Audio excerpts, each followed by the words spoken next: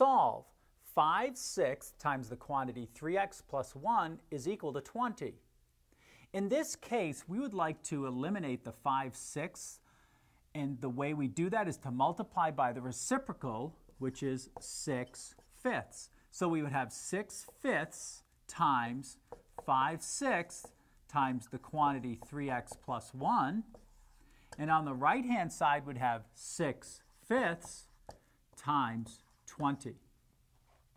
On the left-hand side, of course, multiplying by the reciprocal leaves us with a 1, but then 1 times anything is just itself, so we have 3x plus 1. On the right-hand side, 5 will divide into itself once and into 24 times. 6 times 4 is 24. Next, we would subtract 1 from both sides. 3x plus 1 minus 1 equals 24 minus 1.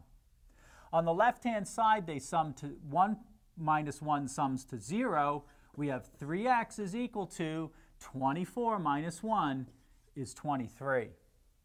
We now divide each side by 3. It's the coefficient of x.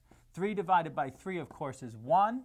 1x is just x. So we have x equals 23/3, and therefore the solution is 23/3.